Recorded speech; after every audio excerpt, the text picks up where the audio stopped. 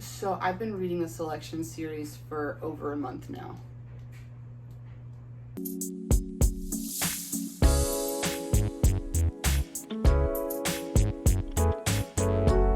I was planning to do like a reading vlog style video about the selection series, and I had filmed everything for that pretty much.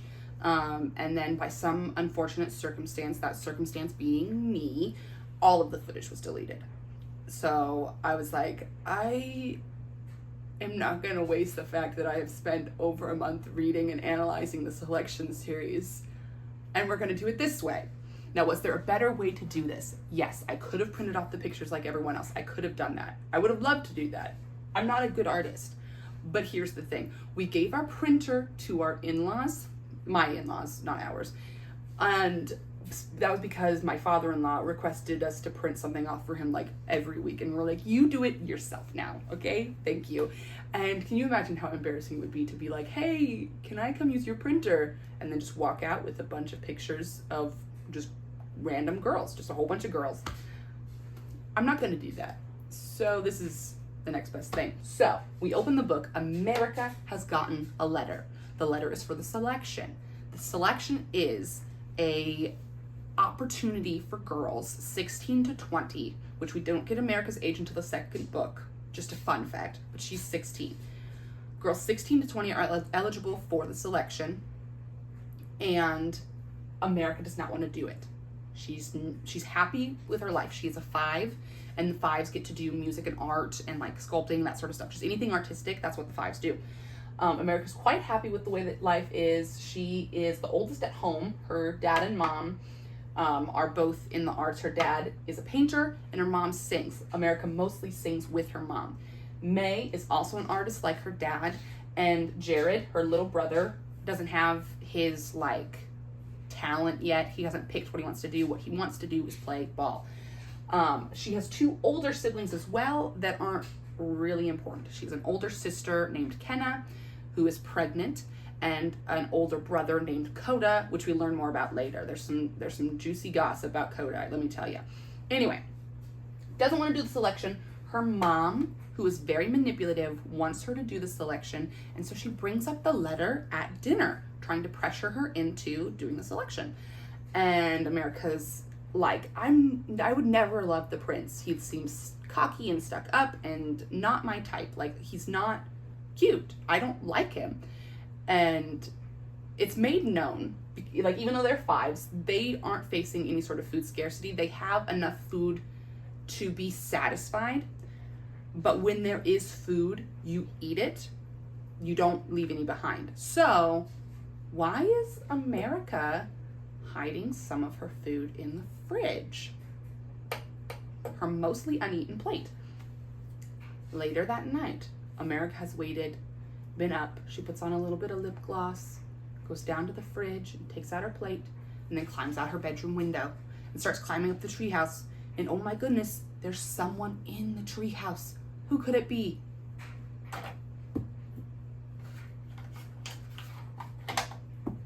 It is her boyfriend, Aspen. Aspen and America have been dating for 2 years. Aspen is a 6. 6s do cleaning and like clerical work and are unseen, underpaid, underappreciated. That's their job. If they were to get married, America would become a 6 herself. And so that sort of makes me believe that the man is what carries the weight in the caste system, and women don't really tend to marry down. We also know that women tend to marry up, if anything. So because of that caste separation, I can only assume that's the reason that it's made known that they can't be seen together or talk together in public really, or show any affection, and they can only meet at night in the treehouse breaking curfew. I don't understand why, really. So after a brief makeout session, America and Aspen start talking about the selection. America is so in love with Aspen, so she does not want to even think about doing the selection. But Aspen brings up his younger twin sisters, who just turned 16, and are eligible for the selection. And because of the massive financial benefit, you get check after check after check, I think weekly. Aspen is really hopeful that one of them will be selected and like bring the family out of poverty, because they're sixes and have no money. And that's the same reason that America's mom wants her to apply. So America still wants to marry Aspen despite the fact that he's going to have to care for his family and they're going to have no money. And she doesn't care. She loves him so much that she would be happy as a six if she just had him. That's all she wants. And Aspen doesn't really see that. And he is worried about having kids because in the caste system, there's 8 of them. 4 through 8, they don't have access to birth control because it's too expensive for them. And so having kids is kind of a wild card. Like, you have kids and they can work and make the family more money, but also it's more mouths to feed. So there's hungry people. And this kind of thinking makes Aspen ask America to apply for the selection. If you had a chance for something better than this and you didn't take it because of me, I'd never forgive myself. I couldn't stand it. So they argue back and forth about this for a little bit about applying for the selection, but America decides basically that if it's gonna put Aspen's mind at ease, she might as well apply because she doesn't think she's gonna get selected. So what's the harm? And this is where you kind of see they both have a little bit of a people-pleasing aspect going on. Aspen feels responsible for everyone he loves because his dad is dead, and he kind of is. And America just loves Aspen so much that she wants him to be happy. She knows that he has that burden, so she wants to make her load as light as possible. And so she's like, fine, I'll apply for the selection. Fine, I'll do it. But know now that I don't want to be some princess. All I want to be is your wife. And Aspen says, you will be. Now it's getting later, and they should both be getting to bed. But Aspen says, sing me a song, because that's what her job is. And she's a beautiful singer. He says, sing me a song. So America sings to him.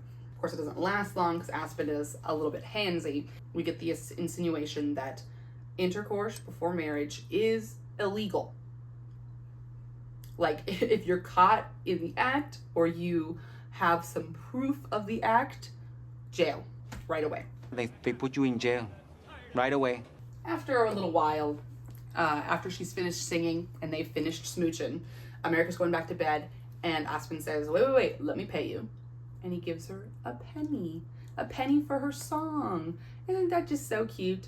So she goes back up to her room and she puts the penny in a little jar with all of the other pennies that he's given her in their 2 years of dating.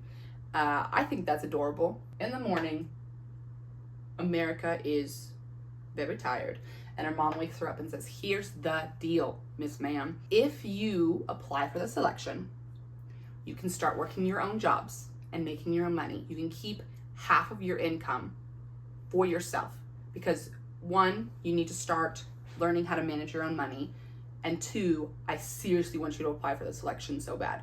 And America is like, what? This is a big deal, okay? Because America's family needs every bit that they can get.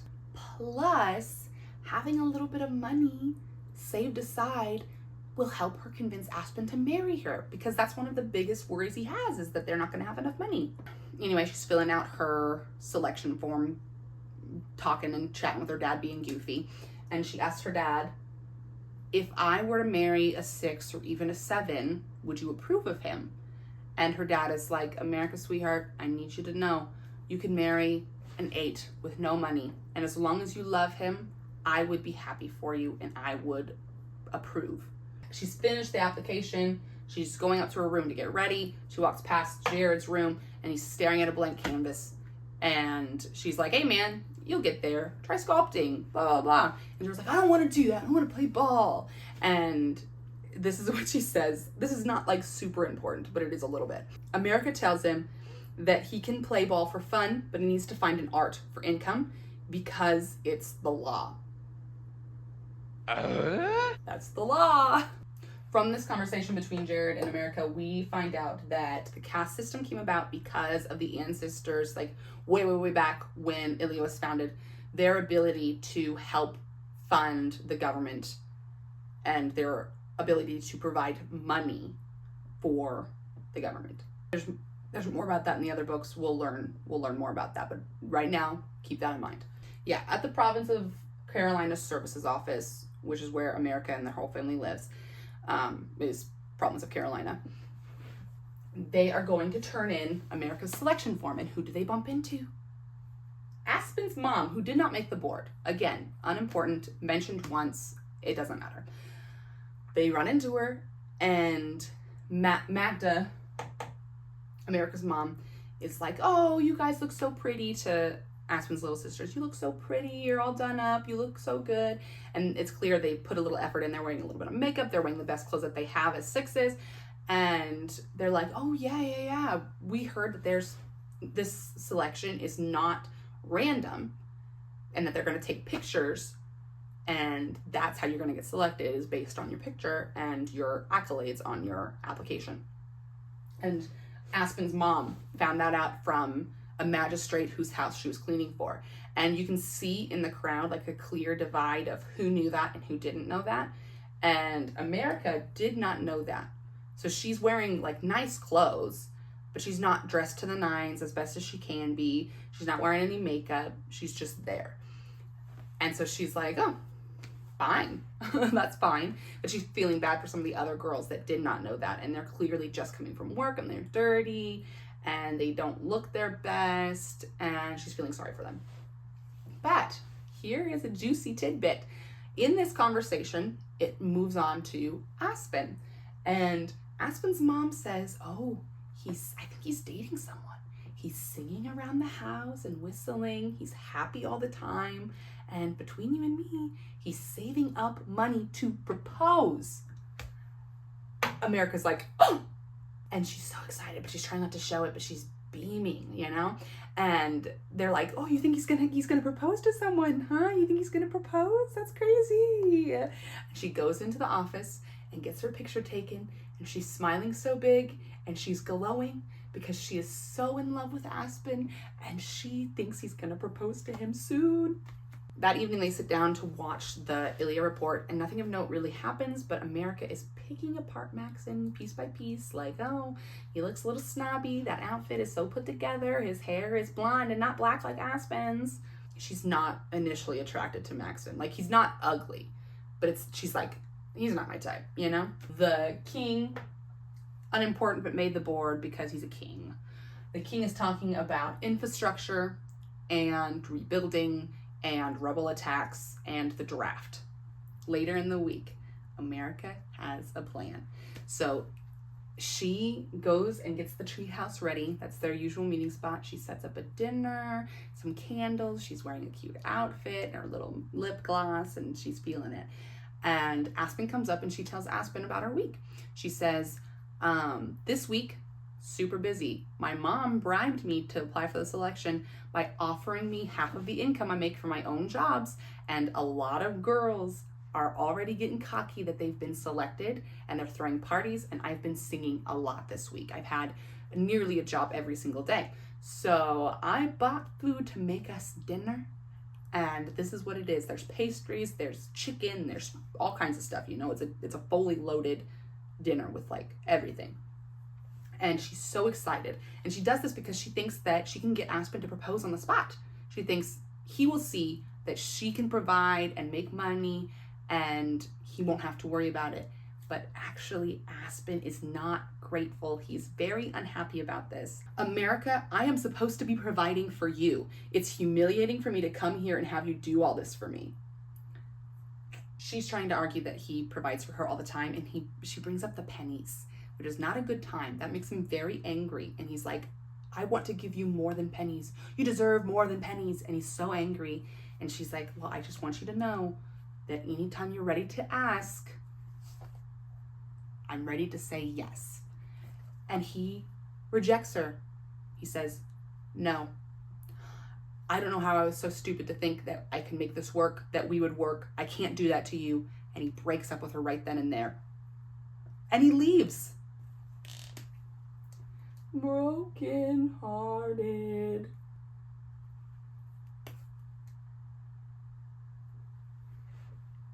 Poor America. So now, because they're broken up, America is just waiting for the report, and she's clearly very anxious, and her family thinks that she's just anxious for herself because she wants to get selected. But the truth is she's anxious for Aspen because she thinks that Aspen's sisters have a good chance of getting selected, and that they have the charisma and the beauty and the talent to be the chosen one, to be the princess of Ilya. And so she thinks that if their name is called, Aspen will book it over there right away and propose to her right then and there on the spot. Because when a selected girl is chosen, her whole family is elevated. And so that means Aspen's family would be making money, money, money, and they wouldn't have to worry about money, money, money, or children, children, children. And that's what she's hoping for. So they're watching the Ilya report, and names are getting called, and America is critiquing all these girls in her head. But before she can get to say something out loud, her name is called. So at this point, it's like 2 weeks until she heads off to Angeles, is what it's called in the book, which is the province that the prince lives in. 2 weeks or so, and officials are in and out of her house, talking about wardrobe and yada, yada, yada. But the most notable one is this man. He's like skinny, and I think he sounds creepy. And he's talking. He says, hey, can me and your mom talk in private in the dining room? And so they go there, and he's like, okay, your body is the property of Ilya now. Sounds bad, that's what it is. And you have to take care of it, so here's some vitamins. And you need to eat well. And they have to confirm her celibacy, which is awkward, but because it's the law, they have to do it, I guess. I don't know. So if she does not comply, or she lies, doesn't take her vitamins, eat right, or is lying about being celibate, she's kicked out of the selection right away. And then they start going over the rules. You can't seek out the prince. He has to seek you out. You can't tell the prince, I want to leave. He has to dismiss you. And if you are caught in any kind of romantic situation with anyone other than the prince, it's considered treason, and it's punishable by death. Then he starts talking about the elite. The top 10 girls, the last 10, are considered the elite. And at that point, you have to start learning about like the princess duties and diplomacy and the army and whatever job you're gonna have to do, like the role that you will have as the elite. He says that all the girls that are kicked out are automatic 3s, unless they were 2s to begin with, but they're automatic 3s because for anyone 4 and below, it's really hard for them to adjust to being whatever they were before. And so you're a 3, so that way you have a better chance of surviving, I guess. She's contemplating about what her career would be as a 3 when the guy says, hey, walk out with me for a second. And the skinny, creepy guy drops this bomb that she's not allowed to say no to the prince. And that means what you think it means. It would not behoove you to reject the prince under any circumstances. So it's the day before America has to leave. Aspen comes over. He has a bouquet of flowers. He says, these are for my sister.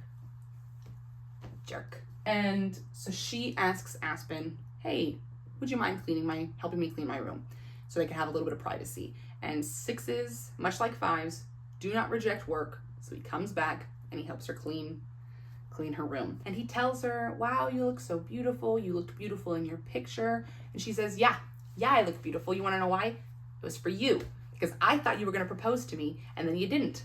So Aspen says, yeah, I was thinking about proposing to you, but I was waiting for the draft. So anyone who's 19 is eligible for the draft. Aspen is 19. And if you are chosen for the draft, you are there for 4 years and you can't get out. So if they were to get married, that sucks. They're separated for 4 years and he may not come back. He may die. And so he didn't want to leave her a widow. And we find out that in the draft, you could go anywhere, usually to a different province because it's easier to be like a soldier in a province where you don't know people. You could go to a province, you could go to the war in New Asia, or you could even go to the castle. So she's just guilting him about breaking up with her. And he says, I hope you get chosen because I want you to be happy. You deserve to be happy. And she says, you idiot. I was happy with you. She takes all the money that she earned in her week of working and throws it at Aspen. And she takes her little penny jar and dumps every last penny into his hands, except for one sticky penny. In just a moment of not really thinking, she decides to pack that jar with the one sticky penny in her bag to go to the castle. Next day, she's dressed and ready to go to the castle. Black slacks, white shirt, flower of a province. I don't remember what it was. It's not important. And the province of Carolina has a big, like, departing party, I guess. And the mayor is speaking, and everyone's excited that they're sending someone off. So she scans the crowd as she's standing up on this platform and is looking for Aspen. And she sees him with another girl in his arms. And they are laughing and smiling and seeming pretty flirty. Apparently, Aspen moves on pretty quickly. This really solidifies her resolve about, like, going to the castle. She's, like, glad to be. And she says, Aspen would not have the satisfaction of breaking my heart anymore. He put me here, and I would just have to take advantage of it. So her family sends her off. Her sister and her older sister and her older brother are there as well. And Coda tells her, what a jerk. Coda tells her to mention his name to the prince. Jared is sad. May is excited. Her dad is, like, crying, and her mom is, like, trying her best to be nice, but you know how moms are. She's like, don't mess this up for me, you know, in short. So America starts to get in the car to drive to the airport, and she sees Aspen running to the stage, and he's, like, upset, and she's like, she looks at him and is like, no. Gets in and closes the door. Good for you, America. Okay, now I have to step aside because there's so many more people. So America is going to the castle. And she gets to the airport and she's the first one there. And then Ashley, who's quiet and seems very princessy, and Marley, who becomes her best friend, show up. Marley is excited and happy and gives America a big hug, and America's like, wow, I wasn't expecting this. I was not expecting to be greeted so warmly by the people that I'm in competition with. This may not be so bad after all. But then Celeste, unfortunately, walks in. And Celeste is like one of those girls that's super mean, but nobody higher up knows that they're mean because she's really good at playing it and being charming with the other people. But it's just, she's a mean girl. On the plane, America and Marley become pretty quick friends and are talking about the other girls. And they're like, oh, Ashley, she seems like a real princess, and Celeste is the worst. True. And they land the plane, and there's just a bunch of basically fans waiting. And Celeste walks out first, and she's like, oh, I'm the princess, I love you. And America follows her lead because otherwise she would have just walked right through. Too scared to speak to these girls. But she follows her lead, and she ends up just sitting there and talking to these people for like 20 minutes and just making friends with a bunch of people. And they all love her. And that's great.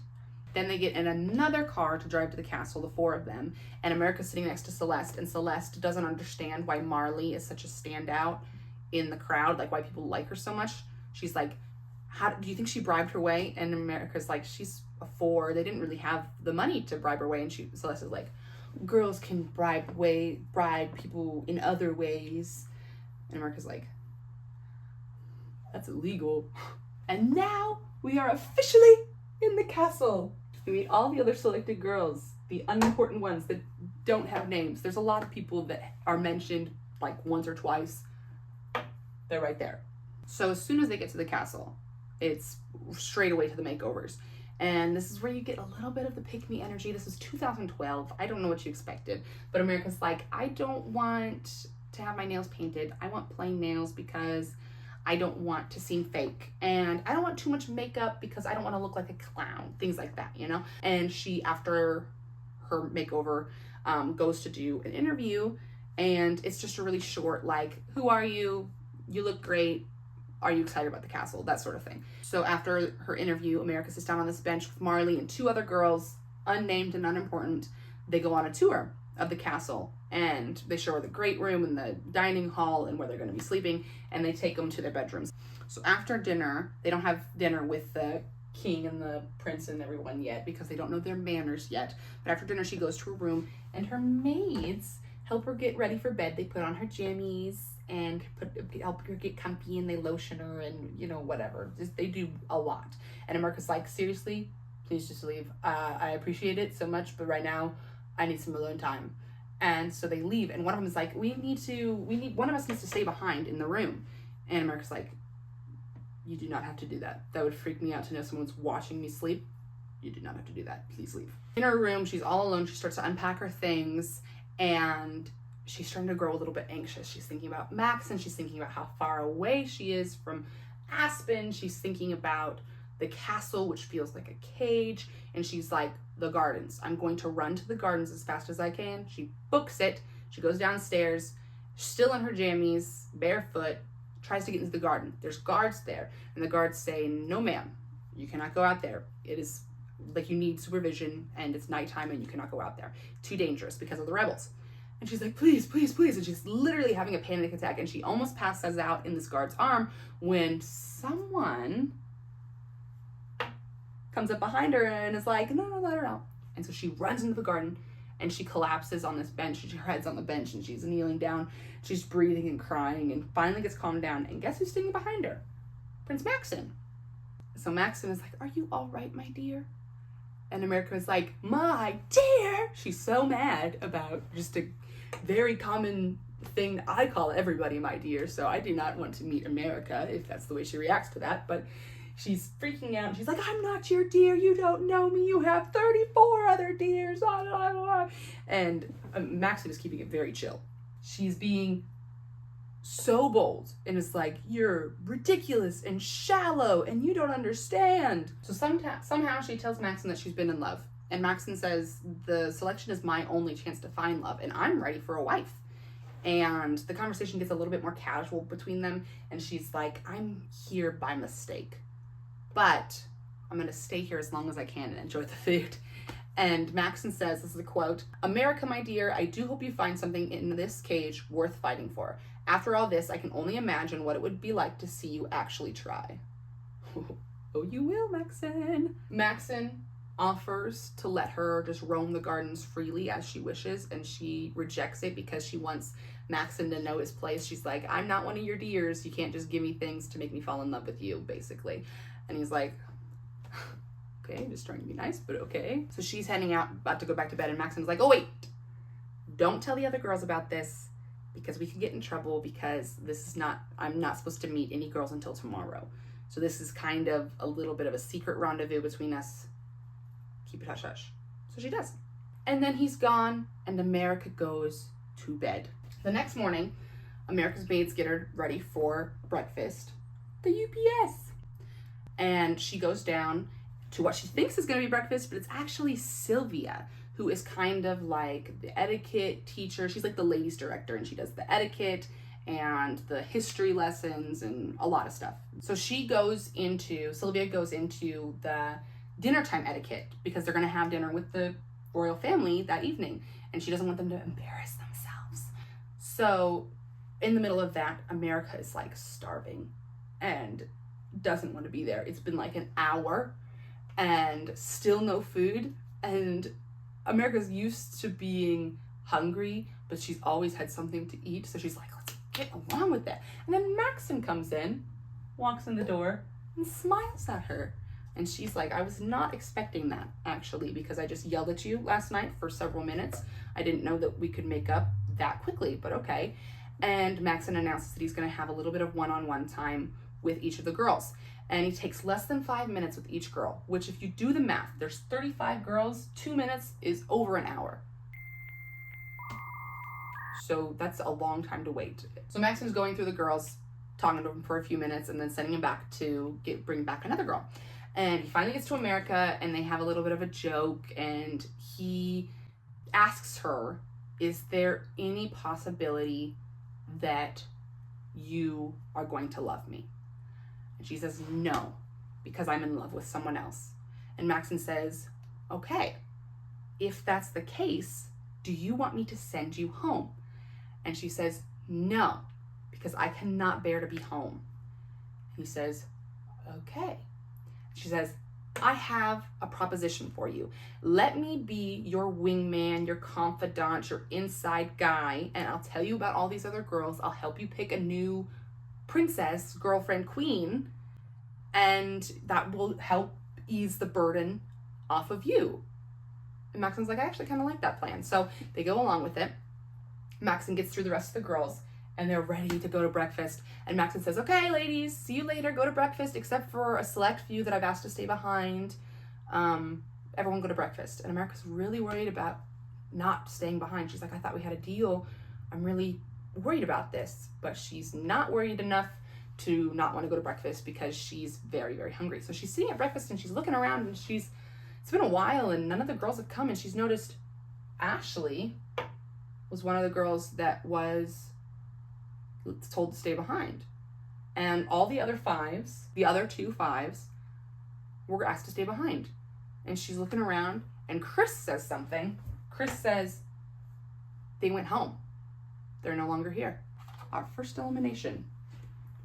Goodbye, Ashley, my friend. I should get like a real eraser, I think. Okay, so my daughter just woke up.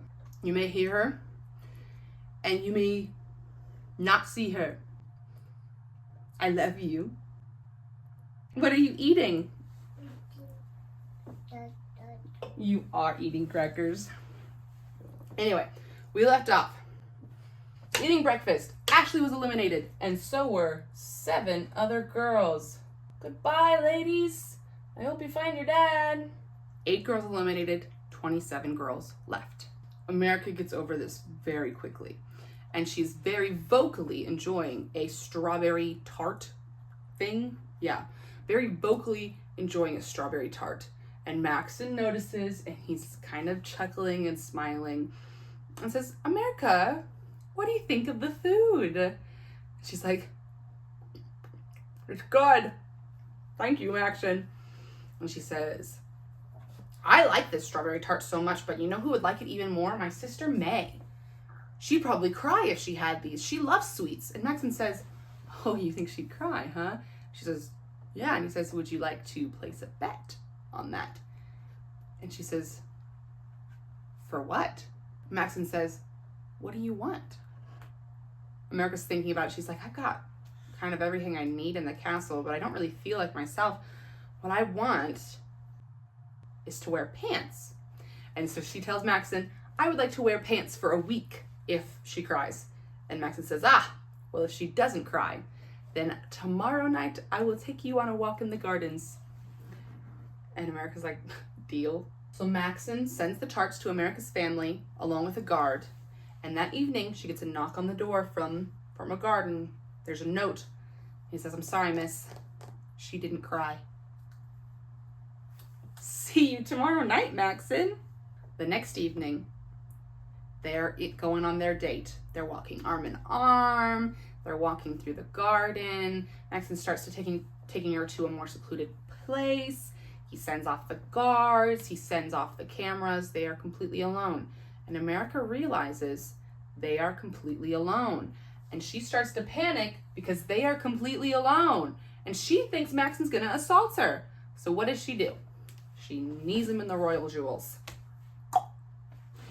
And Maxon is understandably upset about this. And he's like, what did you think I was going to do? And then he realizes, you thought I was going to do that? And he sends her to her room to have dinner by herself that evening. And he's like, I'll talk to you in the morning. And on her bed, she gets back to her room. On her bed, there's a box and a note from the prince. In the box, 3 pairs of pants. Denim, khakis, dress pants. And in the note, it says, you asked for oh my gosh, how did I turn on talk to text? How do I turn it off? You asked for such simple things, I can't deny you. But for my sake, only on Saturdays, please. Thank you for your company, your friend, Maxon. And I don't know about you, but I think he's flirting. Hi, Mama. Hi, baby. The next morning, America is 100% sure she's going to be eliminated because she literally assaulted the prince. And the other girls at breakfast are just quizzing her about the date. They're asking all sorts of questions. She's being kind of like aloof about it and not really answering. But before she can give a real answer, the castle starts to bustle in a weird way. And the guards are running around, and she realizes, oh, there's rebels on the ground. She doesn't really realize it more than it's like told to us that there's rebels on the grounds. And so everyone's freaking out. They start slamming and close the windows. They put metal over the windows. You can hear stuff hitting the windows like potatoes and bricks. And all the girls are crying and screaming and throwing up. But she looks at the queen, and Queen Amberly is just very calm, demure, at ease. And she tells Marley, who is her best friend and who she is pushing for as the princess. She's like, look at Queen Amberly. Act like Queen Amberly. And so Marley does her best and gets calm again. So then once everyone's secured, Maxon starts making his rounds, talking to the girls. He stops to talk to America. And she's like, sorry about last night. Again. I thought you were going to assault me. And he says, why would you think that? Who do you think I am? And she says, there was a man in my house that told me that I was not allowed to tell you no for anything at all. And Maxon is just so hurt that any of the girls, all of the girls probably think that he would be that kind of dog. That he's so sad and upset that any of the girls would think that he would do something without permission. And we love a consensual king, Prince. I'm not sure about his consensual. That's for a later date, but I'm not sure about his consent. We don't like him. It's not important. I had to take a brief intermission. So pretend that the lighting is the same and that the angle is the same. I would much appreciate that. Thank you. So we left off, Maxon and America are talking. So America asks, who are the rebels? Maxon says it depends on which ones you're talking about. America's like, what? There's more than one? He says, yes, the northern and the southern. What a try. The northern rebels live closer, so they attack more often, but the southern rebels are more violent and more dangerous, and they kill people when they come. The northern rebels are not violent. They are pretty much just ransacking the place. And that makes Maxon have this theory, which his dad does not approve of. His theory is that the northern rebels are looking for something. I really don't know what they could be looking for. That's a lie. I do. I've read all of these books twice. So I know exactly what they're looking for.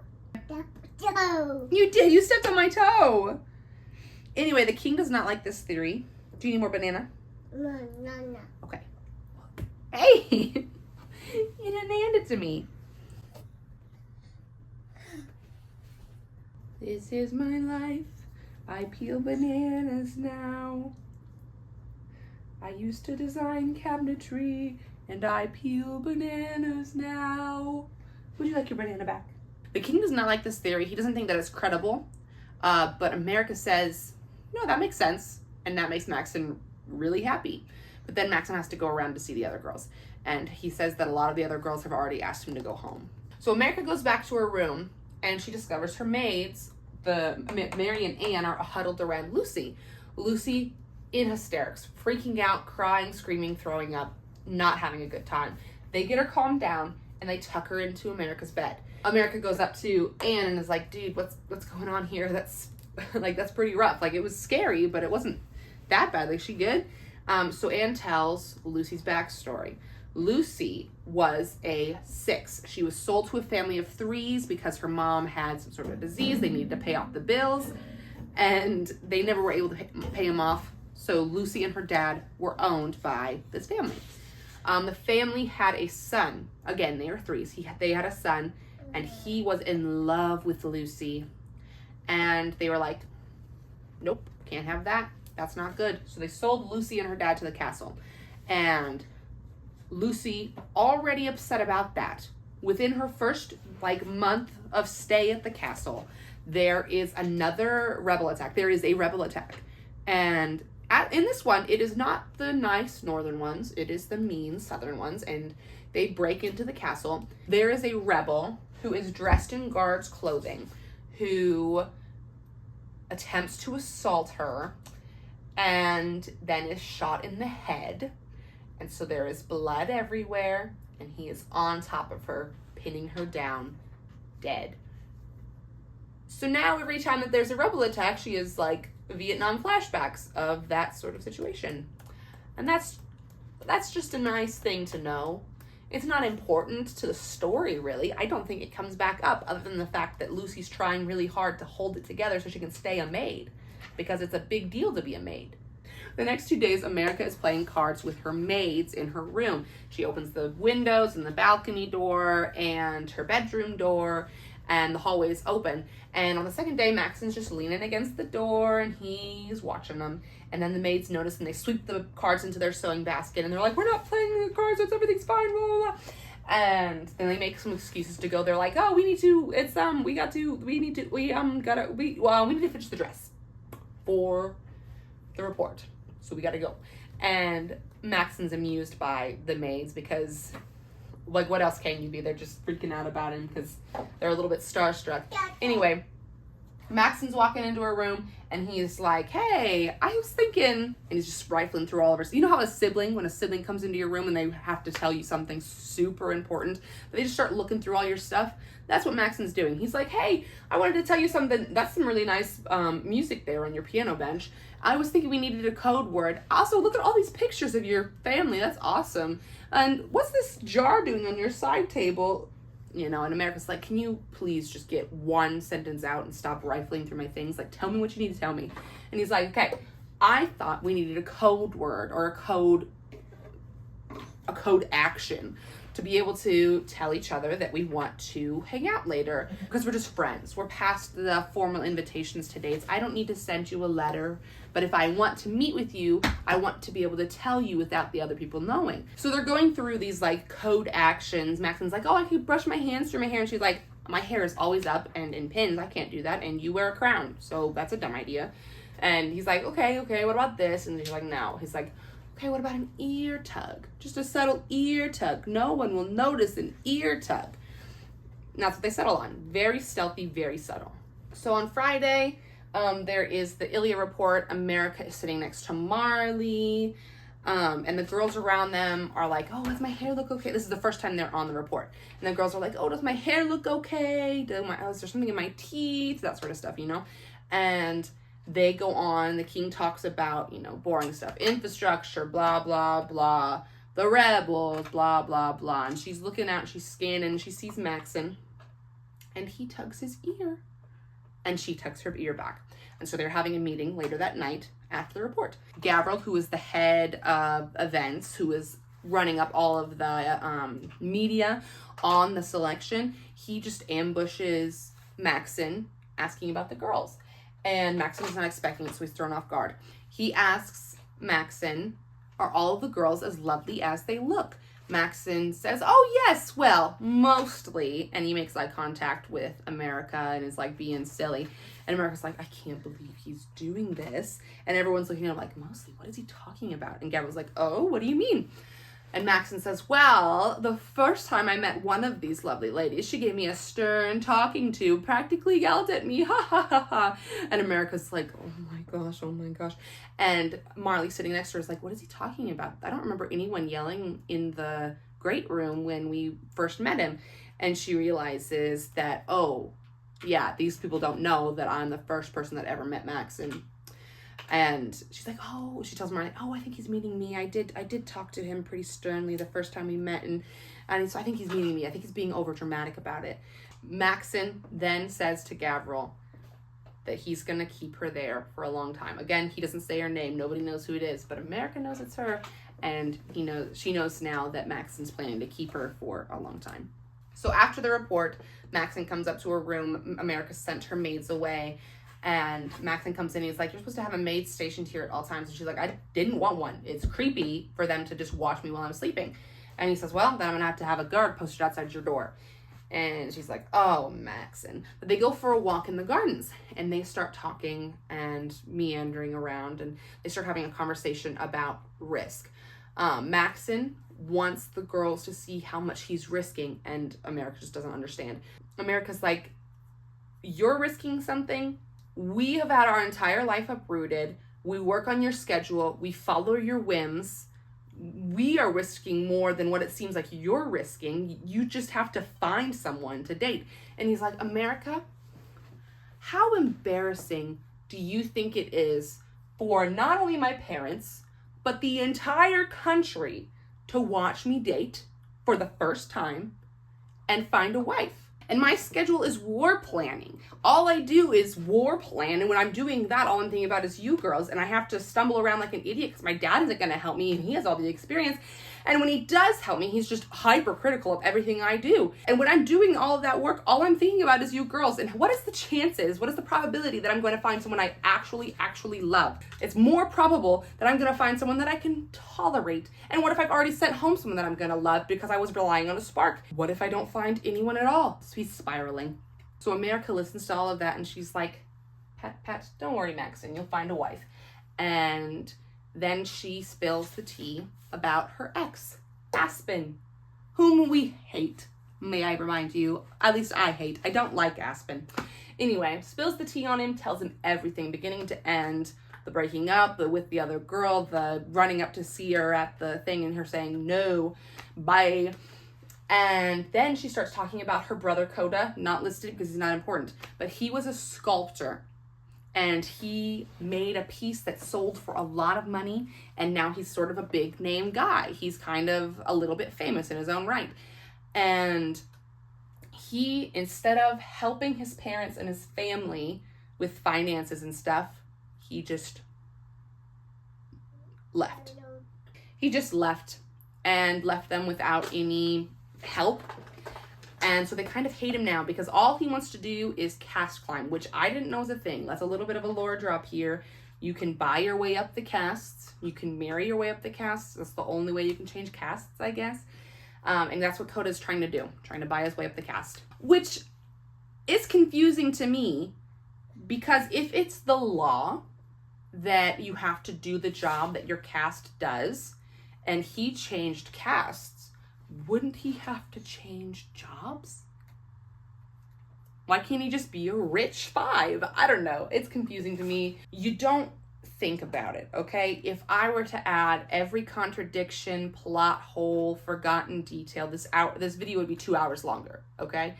You don't read the selection series to use your brain. You don't think about it. After she's done crying about her nameless ex-boyfriend, Aspen, she tells Maxon this, which I thought was sweet.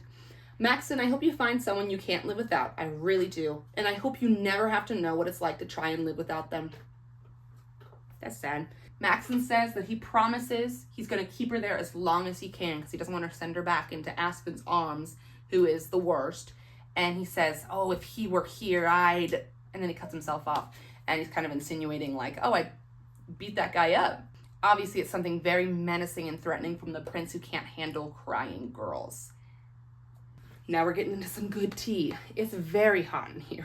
I don't know what's wrong with my AC. Anyway, the next morning, Marley and America, there's my girl Marley. I need to put them closer. When we do the next book, I'll rearrange this to be better. So Marley and America are hanging out in the women's room in the next morning, and Marley has some very exciting news of the Maxon variety. She's hesitant to share it first because she's like, oh, we're competitors, and America's like, I'm rooting for you. You can root for me. I want you to win.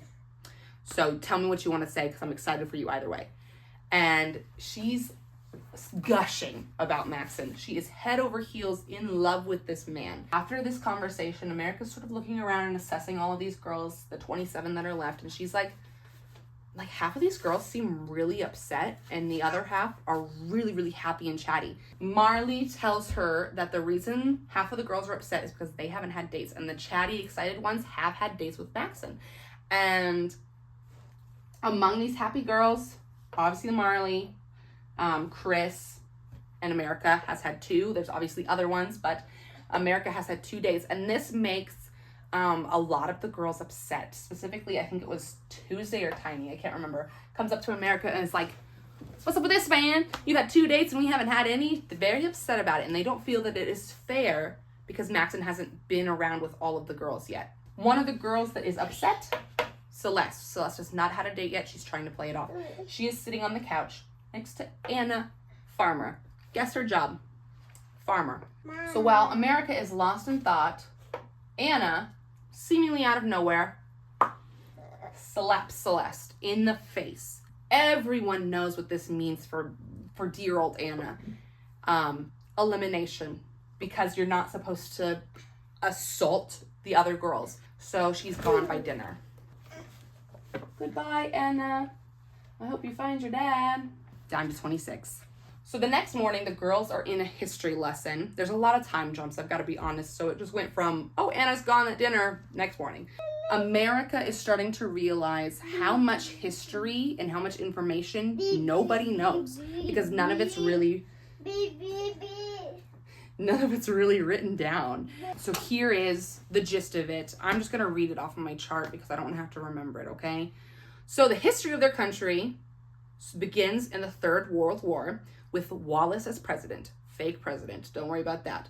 The Chinese government invaded because America was in such deep debt, and they took over and renamed America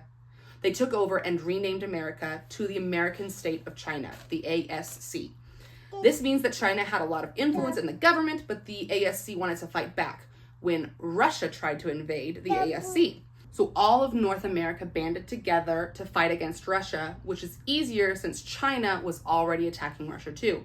Now, Gregory Ilya led this assault. He's the founder of our grand country of Ilya. A new nation was formed under the name of Ilya because of his leadership, and he was made king by marrying into royalty, and he is acknowledged with respect and sovereignty because he saved a war-strewn country from collapse. So we get a banger of a line from Sylvia that does not make sense. History isn't something to study, but something you should just know. There are no history books on the founding of Ilya. And this reminds America of when she was younger. She went into her parents' room to find a new book to read, and she found an old American history book and started flipping through it and reading it. And her dad walked in on her and was like, okay, it's fine that you read that, but literally do not tell anyone and keep it in this room, period.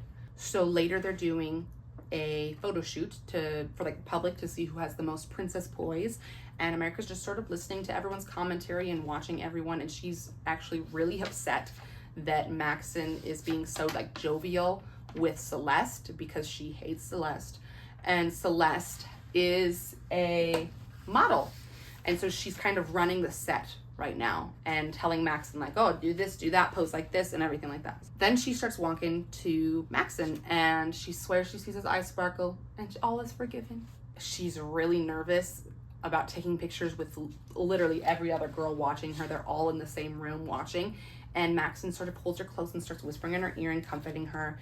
Then a man comes in and tells Maxon like, hey, can I talk to you? And Maxon's like, yeah, you can talk to me, and you can also talk to America, it's fine, she's not gonna spill our beans.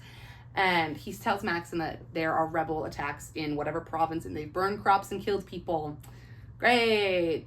We can assume from this that they're Southern rebels because they're the ones that burn crops and kill people. Maxon sends out his troops. He's like, okay, send them here, do that, this, and the other. Maxon seems really upset about the rebel attacks, but he tells America, when you're royalty, you need to learn to hide that stuff. You can't let it affect the way that you're acting. And he perks himself back up. And America's walking away after their shoot, and the next girl, where is she? The next girl, Janelle, is walking up. And she hears Maxon ask Janelle, are you free tonight, my dear?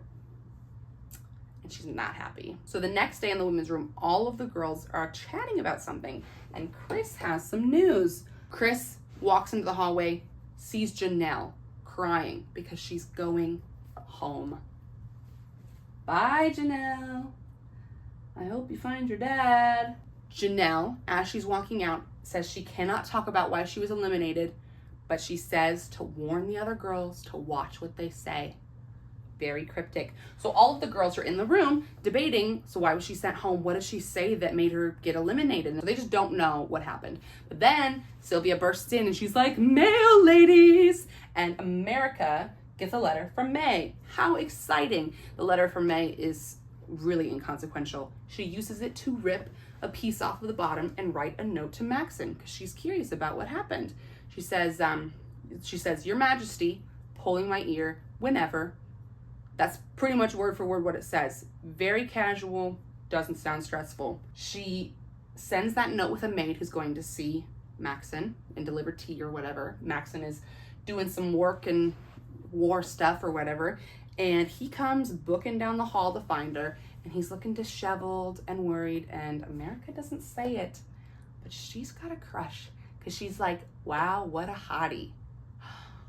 Oh my. So should we? I think we should. Let's turn that frown. Oh my. Let's turn that frown. Come on, America, wipe off your frown. Please. Please. It's fine. Let's turn that frown upside down. Oh, let's do this. Are you ready? Are you ready? I'm about to go crazy. This is absolutely crazy.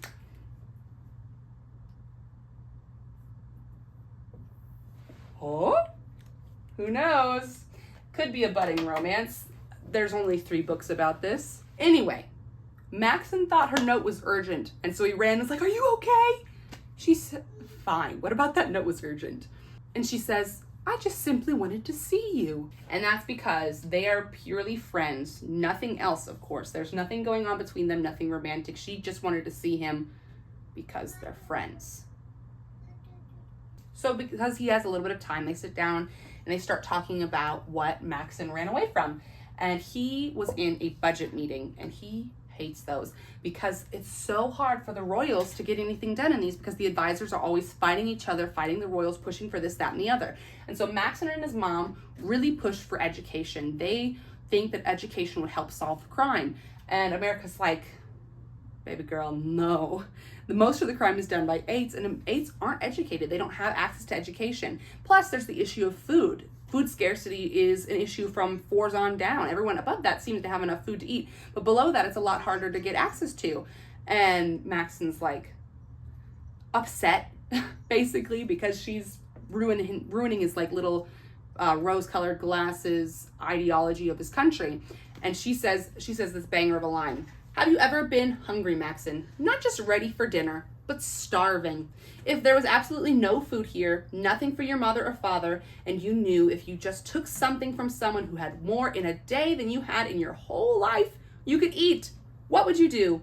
If they were counting on you, what wouldn't you do for someone you loved? To push that point even farther, America brings up his future wife, which is a delicate subject. In this moment, he very subtly tries to hold her hand, but that's not the point. I just want you to know that he is crushing. He is down bad too. She tells Maxon, imagine your future wife, needy and hungry. And understandably, this makes him upset. I don't see how she didn't see that happening. And she's like, okay, cool down.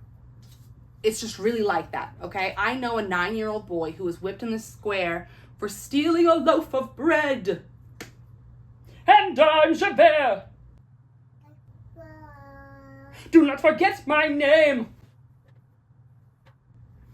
You want to sing along? 24601. Anyway, stole a loaf of bread or something in the square, and he got whipped. And Maxon is like, oh, like he can feel the whip himself. Is it really like that out there? And America's like, it's really like that. And Maxon's like, I've got to go. I got to get back to work. And that's the end of that conversation. At this point, we start to realize, and Maxon starts to realize, how little he knows about the country he's supposed to run and how much is being kept from him by dear old dad, who I despise. I will be the first to say I'm on the King Clarkson hate train, okay? I do not like him. So Maxon is not at dinner right away that night. But later, him and the king walk in and they're having a kind of conversation, and the king's just sort of nodding along, and Maxon is like, I got a game plan. This is what I'm saying. We got to do this, you know? We don't know what he's saying, but Maxon makes an announcement. He says, we are reallocating some funds. And that means the 2s and 3s, let's see, notably Celeste is a 2. 2s and 3s are no longer getting a paycheck, and the 4s and 5s are having their funds drastically cut because he has a plan that he's going to talk about more on the report later. And pretty much everyone is upset about that except for the 4s and 5s, like understandably because they're still getting money. But the 2s and 3s who have plenty of money to begin with are like, how dare you? Friday night, a little bit of a time jump. Friday night, America and Mary are in her room. Mary is quizzing her on questions that they think Gavril will want to know so she can practice her responses. When Anne and Lucy walk in with a brand new stunning dress and 2 pieces of insider information. The first one, they know why Janelle, who has been erased, was kicked out. The word on the street is Janelle said some very unkind things about America. And so who do we think has a crush on America? I don't know. And the second piece is all of the maids are making blue dresses. And now that seems like a weird thing to mention, but the truth is America is often seen in blue, and she's often seen in understated jewelry with understated hair and makeup and nails. She's very low-key girly. And so her maids are like, we made something special for you, this red dress, because we want you to stand out. And that is exactly what America does not want, but she loves her maids and she loves the dress, so she shoulders on, okay? So America goes down to the set of the report and she just notices a rainbow of blues. And she's like, okay, so I'm the only one in red and that's why my maids did this, okay? And she bumps into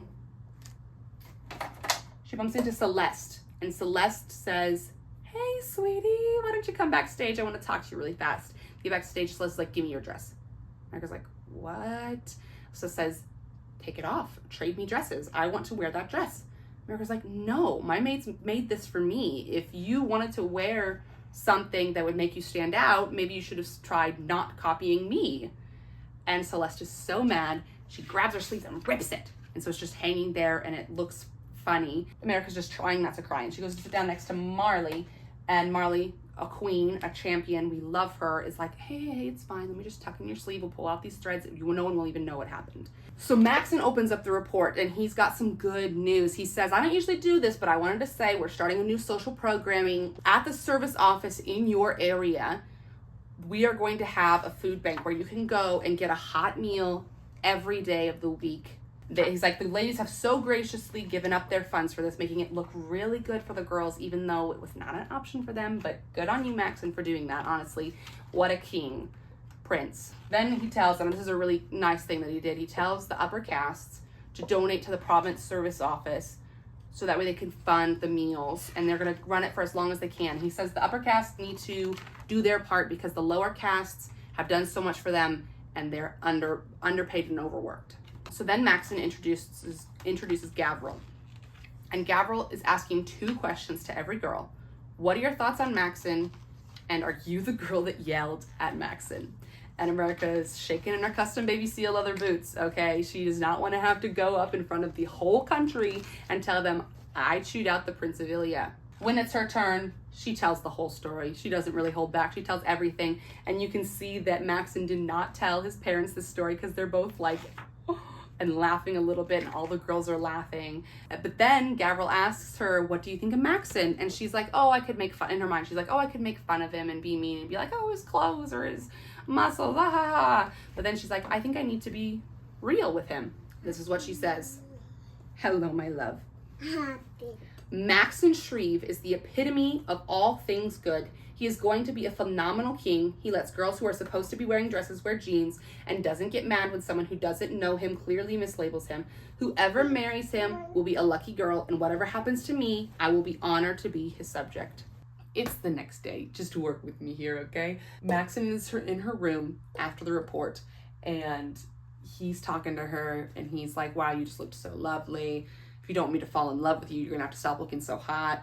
This is a quote I got for you. If you don't want me to be in love with you, you're going to have to stop looking so lovely. First thing tomorrow, I'm having your maids sew together some potato sacks for you. I just thought that was funny because she was in her hot girl red dress, and he tells her, you don't have to lie for me. Like, I know you want to make it look real, but you don't have to lie about me on the report. And she says, no, Maxon, that was true. That's how I really feel about you. And he's like, they have a little bit of banter.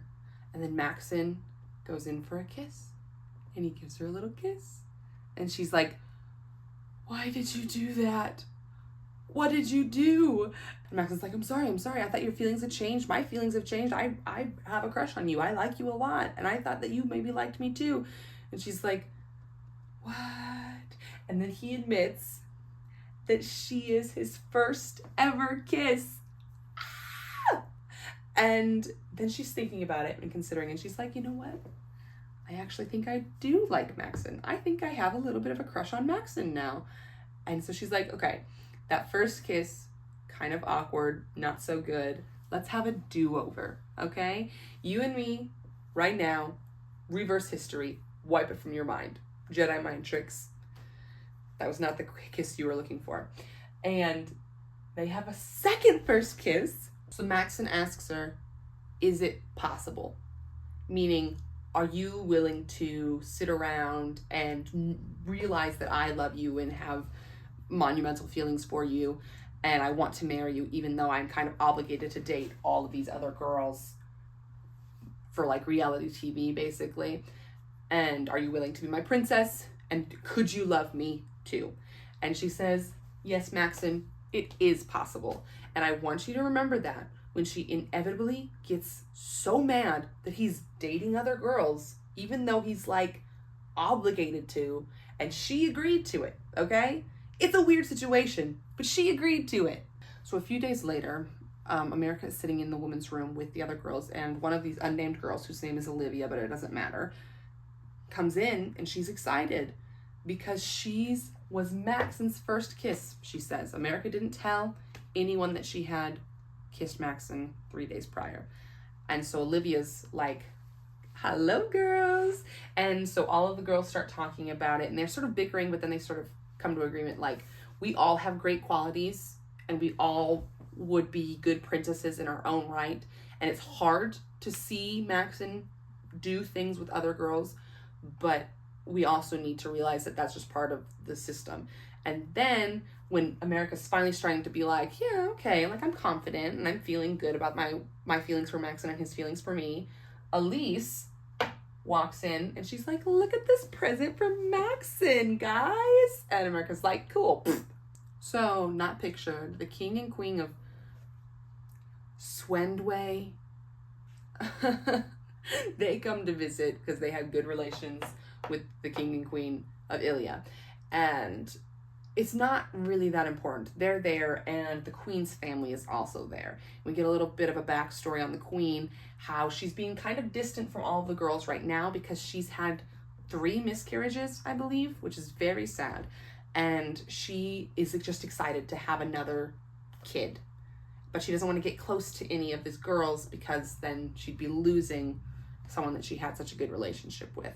We get that backstory, and we also get a little bit of Marley drama where there's tents set up in the garden, and there's food in the tents and water and refreshments, you know, whatever, and everyone's playing around. And Marley is just sitting on a bench off to the side near where one of the guard posts is, and America's like, hey, Marley, why don't you come into the tent? You're gonna get sunburned. And Marley's like, nope, I'm happy here. And America's like, no, seriously, come on. She's like, America, no. I'm fine here. I want to stay here. America's like, okay, just don't get sunburned. It really sucks.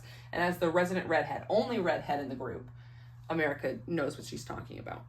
And then we get a little bit of an insight into a conversation that Max and America had where America says, until I'm a little more sure of my feelings for you and about how everything is working with all of these other girls, we're just gonna have to take a break. Like, I don't want to kiss right now. Please just let me, like, give me some time to figure this out. And Maxon, ever so graciously, still giving her time. He gave her time to get over Aspen. He's giving her time to figure out the situation with the girls. What a gentleman. Honestly, I love Maxon. We are now a month into the stay at the castle. All these girls have been here for about a month, and America's finally starting to come into her own and get used to the life at the castle, and she's kind of enjoying herself and her time with Maxon and the other girls. There's still tension between the other girls when one of them seems to have the upper hand, but for the most part, they're all getting along. And interestingly enough, Marley is losing interest in Maxon. She feels that she's only there because she's the people's choice, because the people want her there. And that's mostly true, honestly. But she doesn't see a future with Maxon. She doesn't really like him anymore, even though she was so excited and had such a crush on him in the beginning. And Marley's like, well, if you don't like him, you should tell him and go home. And Marley insists, I can't leave. I can't go home. I can't do that. And we don't really know why. So at this point, 3 unnotable girls have left. Goodbye, buddies. Hope you find your dads. Am I going to say that for everyone? Maybe I will. Who knows?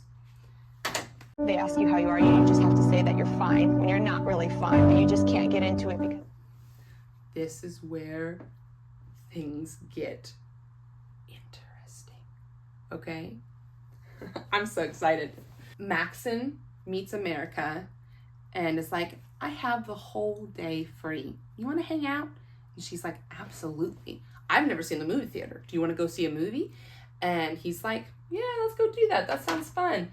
And they're walking, and America hears a gasp. And she turns around, and guess who it is? Aspen! But Aspen doesn't quite look the same, okay? So he's military now. That means choop, choop. We've got a cropped haircut, and he's beefed up. Look at those little pimples. He is so strong. He is now in the palace guard because he was drafted. Do you remember that from way back when I was talking about the inconsequential draft and how it was coming up in a month? It came. So America sees Aspen and she gasps too. And Maxon obviously hears it and is like, who is this? Like, what's going on? She says, oh, she's panicking internally, just screaming. This is a guy I know from back home. He's from my province, from my hometown. And Maxon's like, oh, cool. I bet you're rooting for America to win then. I bet you want her to be the princess. And Aspen's like, yes, sir. And Maxon is like, you should know. Your girl here, so stubborn, won't let us keep a maid in her room. So I've been having guards placed outside of her room. And I think I'm going to put you on the rotation because she knows you. So now Aspen is stationed outside of her bedroom door several nights a week. All of the thoughts. She's like tugged one way, tugged another. She doesn't want to be here with Aspen, but she does want to be here because she likes Maxon now, okay? So she's like, should I go home? Should I stay here? I like Maxon. I also kind of like Aspen, but I hate him so much.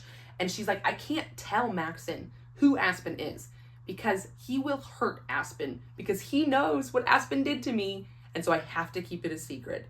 And so all this is going through her mind while she's on her movie theater date with her almost boyfriend, Maxon.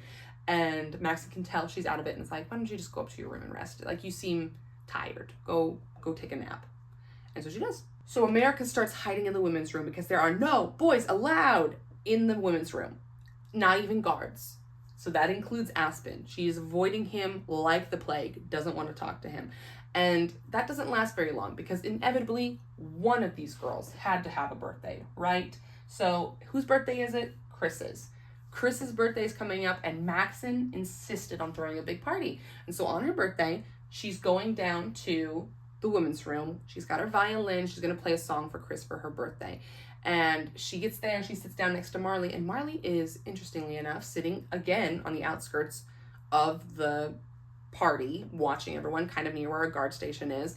And they start talking and they're talking about everybody. And then heads turn. Who walks in? Chris walks in. She's dressed in almost white. Her hair is done up so it almost looks like a crown with like pearls and jewels and stuff. And everyone is like, okay, she's having her moment. This is her spotlight right now. And she knows that no one else can take the same approach to a birthday dress as her. And she is very much showing off that she can be bridal and regal and gorgeous. I would also like to note, she is turning 19. That is not important. It's just a reminder that in this book, we still do not have an age for America. How old is she? Chris walks over, she's hanging out with America and Marley, and she's like, oh, you brought your violin, are you gonna play a song? It's like, America's like, yeah, I was gonna play a song for you, but there's already a string quartet here, so it's not really important. And Chris is like, no, you're playing a song for me. It's my birthday, you're gonna play a song for me. And so America starts playing, she has her eyes closed, she's playing her violin, and it's enchanting, and everyone is silent, And when she opens her eyes, she looks across, and who is staring at her? Maxon, jaw dropped. He is in awe. And then, a squeal of panic because Celeste has spilled a glass of wine on Chris's dress. And she's like, oh no, I'm so sorry, Chris, it was an accident, I'm so sorry. It was not an accident. We all know that. Maxon doesn't seem to know that. And Chris runs out of the party. Maxon follows her. The party's over. This is what begins America's great ambition to try to get Celeste out because we do not like her. She's provoked people to violence. She's committed violent acts herself. She scratched America when she was stealing her dress, and she tore America's dress, and now this. She's getting girls eliminated. So America has a little bit of a private one-on-one talk with Maxon that night, and she's like, listen, this is what Celeste has done. She ruined Chris's moment. She provoked Anna to violence. She tore my dress and she scratched me. And Maxon's like, I just don't know. She seems like a nice girl to me. And America gets huffy about it. She's like, eliminate her. And this is what Prince Maxon says, okay? You forget yourself, Lady America. You would do well to remember that I am the Crown Prince of Ilia. For all intents and purposes, I am Lord and Master of this country. You think you can treat me like this in my own home? You don't have to agree with my decisions, but you do have to abide by them. And then he storms off. He's very upset about this. That night at dinner, America does not look Maxon's way once. And then on the report, Maxon's tugging his ear like crazy and she's ignoring him. She's not going to give him the time of day. She doesn't want to talk and she doesn't want to be scolded again. She starts to spiral. She's like, maybe I shouldn't have told Maxon how I felt at all. Maybe he's not looking for a life partner. He's looking for a bedmate. And the only thing that he wants is someone that has the look and the body to be, you know. And this is where we really enter into the unreliable narrator era, okay? Don't trust a thing this girl says, please. After the report, America's heading back to her room, and guess who is guarding her door? Aspen! And he says, Lady America, and opens the door for her. She lays in bed, she's tossing and turning all night. She's thinking about the fight with Maxon. She's thinking about a possibility of Aspen. She's very confused. And then the door opens and a sliver of light passes through, and Aspen walks in and she's like, what are you doing here? And all he says is, do you love him? Talking about Maxon. Very abruptly. America tells him no, because that's the truth. She doesn't love him yet. She thinks she likes him, but she doesn't love him. And Aspen very roughly forces himself upon her and just starts kissing her, which she's all right with, but I still don't like that it happened. And the whole time she's like, this is treason, we'd be in so much trouble, we could be killed, blah, blah, blah. But she doesn't make a show to stop it. America, sweetheart, stop. Anyway, after they're done kissing, Aspen starts talking about the draft process and how they sent him off to a training camp and they gave him shots to make him get his muscles all big. And that's why he looks so beefed. They also have like a test, I guess, to see how smart you are. And that's why he's in the castle, because he's very smart. The next morning, America is very understandably freaking out because she committed treason, and she is staying in her room because she wants to avoid all the other girls and the queen, who will probably be able to smell the treason on her, and most of all, she's avoiding Maxon. And then there's a knock at her door, and she's like, oh, but guess who it is? It's Aspen. It's not Maxon, it's Aspen. And Aspen's like, oh, Lady America, I would like to please talk about some security measures, and he has the maids walk out. And then he starts explaining himself. He's like, I regretted breaking up with you the moment I walked down that treehouse, but I was too proud to admit it, and I didn't want to undo it because I was too proud. And I'm not dating Brianna. She tripped. We both know she's so clumsy. She tripped, and that's why we were laughing, and I was holding her. And America's like, oh, doy. Anyway, they start kissing again. And then America's maids walk in, and Aspen, thinking quickly, he's like, oh, Lady America, I'm so glad you're back, maids. Lady America, I don't think you're running a fever. I think you're fine. And he tells the maids, oh, take care of her, let her rest, blah, blah, blah, blah. And America just lays in bed all day thinking about her very confusing love situation. Because now it's no longer a broken heart. Because she's in love with Aspen still. And Aspen says he's in love with her. And Aspen is making everything confusing here. That night, she is awoken by a guard in the middle of the night, and he says, Lady America, you need to get up, go to the safe room. There are rebels on the ground. There is a safe room far beneath the castle that is only meant for the royal family, and in this case, the selected girls. It is like the safest of the safe rooms. And America basically forces her maids to come down with her because she cares so much for them. And they almost don't get in. A guard that's at the door is like, they can't come in here.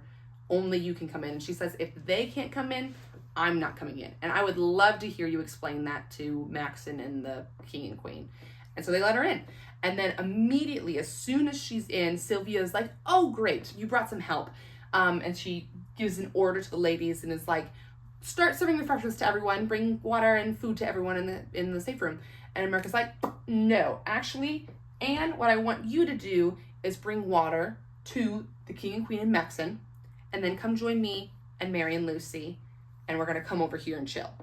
And she tells Sylvia, if the other girls wanted to be served, they should have brought their maids. So she brings her maids down to the back, and they're sitting there, and she starts comforting Lucy, who once again is very traumatized. And Aspen comes over, and Lucy's making eyes at him. She's got a little bit of a crush on our main man Aspen. Not my main man. I hate that guy. Aspen walks away. Maxon comes up, and America asks him, is this north or south? And Maxon just says, do you remember the photo shoot? And it dawns on America, these are the Southerners that are coming to steal and kill and destroy. And she's freaking out because she knows what that means for the castle. She's like, the reinforcements that Maxon sent were not enough, and this is actually a dangerous situation that we're in here. And Maxon tells her to tell no one. Later, eventually, the palace is clear. There's no more rebels, but everything is ransacked. The selected girls are told to go back to their rooms, and so America goes back to her room, and it is destroyed. Her bed is flipped over. Her pictures are torn. Like, what a jerk thing to do. Just go up to someone's room and be like, haha, your family pictures, haha, and tear them up. Pretty trash. So she's sitting there and she's putting back together the puzzle pieces of her pictures when Sylvia walks in, and because America got dressed down into just comfy clothes, Sylvia's like, oh, great, you're going home too now? And America's like, no, I just wanted to be comfortable. Sylvia's like, good, because you don't know what kind of opportunity you're missing here if you were the princess. I was given orders by Prince Maxon that any girl that wants to leave is allowed to leave. They just have to ask. And America's like, I don't want to leave. And Sylvia pulls out this mobile phone. I just imagine a pink Razor flip phone. I don't know why. Anyway, America calls her family, understandably freaking out because the only thing that they know is rebels on the ground killing people. And so they're like, what did we send our daughter into? Where she's in the castle, she could die, and so could all these other girls in the royal family. That doesn't sound very fun. But despite all of the pain that her family is experiencing currently, America still decides to stay. And it's because she has a big old crush on Maxon. She likes Maxon, and she admits it to herself, and she admits it to May, kind of. May finds out. So the attack was on Friday night after the report in the middle of the night. It is now Monday morning. All of the girls are at breakfast. It is very delicious. There's a sense of sisterhood between them because they've all gone through this really intense rebel attack, and they're bonding, trauma bonding, if we're being honest. And they're all happy and chatty, and the only person who isn't happy and chatty is Maxon. You can see it visibly on his face that he is debating something. He's like, kind of muttering to himself, you know. And America looks at him and is concerned, so she tugs her ear, and he nods and tugs his ear back, but he's still not like happy or smiling. He's still debating. And then he abruptly stands up and very clearly looks like he wishes he could take it back and sit back down. But he says, ladies, I've been doing a lot of debating. Because of the recent events, I have decided that I am narrowing it down to the elite now. Instead of 10, it's going to be 6, though, which I think is funny. That, like, why even mention that it was 10 at the beginning of the book if it wasn't ever going to come up again until right now when he's going to narrow it down to 6 instead of 10? Why not just make it 6 in the first place? Does not matter. Just thought you should know. But anyway, Maxon is like, I am narrowing it down to the elite because I cannot, in good conscience, keep girls here that I do not see a future with, that I do not like. So if I say your name, then you are staying. He starts with Marley, and then Chris, and then Natalie, and Celeste, and then Elise, and finally America. And she is so relieved. She didn't realize that she wanted to stay so bad, but she is so relieved that she is not going. And she also notices how relieved Marley is that she is staying, even though she has no feelings for Maxon, which is interesting still. Anyway, everyone that is eliminated. Tuesday, gone. She wasn't mentioned at all, but I just put her there as a red herring. Tiny, also a red herring. All of these other girls, gone. Okay? Why do I keep doing that? They run out screaming and crying and throwing up. They're so upset. Maxon says, I will talk with you and help you calm down, give you any reasoning that you want. I'll be in the library. And so a bunch of girls meet him in the library, and he's there all night, basically, all day, all night, talking and comforting the, 22 minus 6, the 18. Comforting the 18 girls that are going home. Bye, buddy. I hope you find your dad. It's not very clean, but I'm gonna redraw it later, so it doesn't matter. America goes to her room after all the girls are done crying together and comforting each other, and she realizes my room is the only one that's still occupied in this hallway. Her room is silent. The hall is silent. She's sitting in her room reading. Her maids are doing some cleaning. And Maxon comes. Maxon! So Maxon comes in, the maids leave, and America tells Maxon, I thought you were gonna have me leave because of the fight we had about Celeste.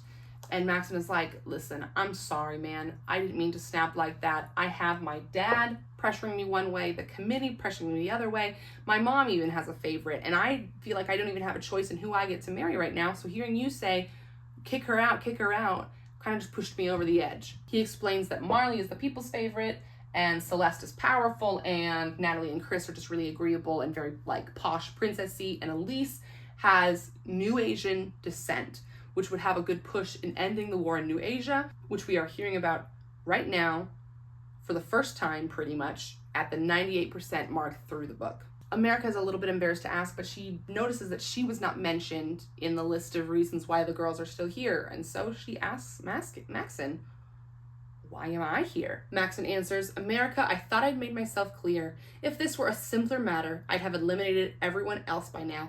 I know how I feel about you. Maybe it's impulsive of me to think I could be so sure, but I'm certain I would be happy with you. There are moments when I feel that you and I have broken down every last wall, and then others where I think you only want to stay for convenience. If I knew for sure that I and I alone was your motivation, and then he takes a brief pause because he's like sad, you know. And he says, would I be wrong in saying you're still unsure of me?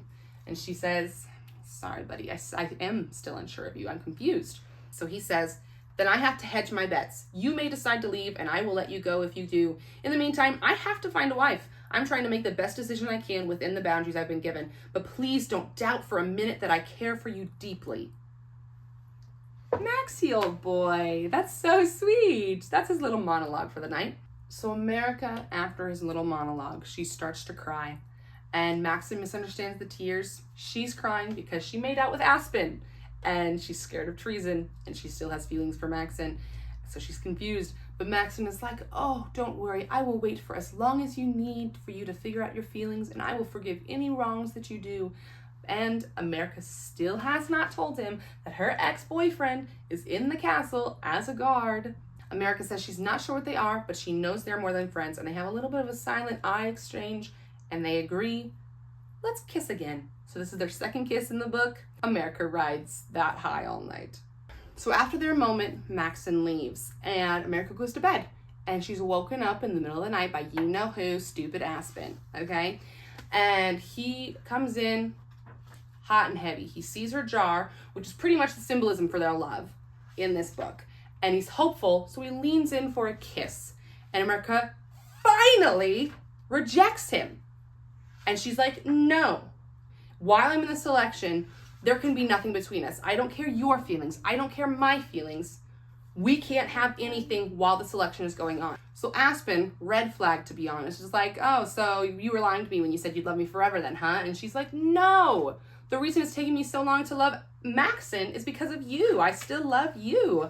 And Aspen, because he's a jerk, responds with, oh, so it's good to know that if I wasn't around, it'd be so much easier for you and Maxon. Okay, I mean, yeah, actually, why don't you leave then? Please and thank you. And she's like, goes to say something, he interrupts, and she's like, I am speaking. I am not choosing you, and I am not choosing Maxon. I am choosing myself. I need to stay here and figure out what's going to work for me, because right now I am so confused. They have a little bit of a spat. He's like, well, I just need you to know that I'm not done fighting for you. And America's like, your ambition will get you killed. Be careful. She admits to Aspen that she has a little bit of a crush on our boy. And Aspen says, well, I guess I'll have to work extra hard then. So we'll be seeing more of Aspen. He leaves, she goes back to bed, wakes up the next morning, and she wakes up like, I am an elite, and I like Maxon, and I am going to try my best to stay here and be the chosen one. I want Maxon. But she still wants Aspen, okay? That's where we're at the end of the book. Confusing. That's the very end of the book. This is a dumpster spiral of a book, and it's so much fun, okay? So please stick around and wait for... Uh-oh. It's okay, baby. So please come back for the next one and have some more fun with me. It's okay, my love. Are you going to pick it up for me? Thank you, sweetheart. You are so kind. Anyway, that's the end of the first book. I will be covering the second and the third book very happily. I'm so excited to do it. And I actually really enjoyed the whiteboard. And I think I'm going to do that forever now. Thank you for sticking along this long. Please like and subscribe if you really feel like it. You do not have to, although you are legally obligated to. See you next time.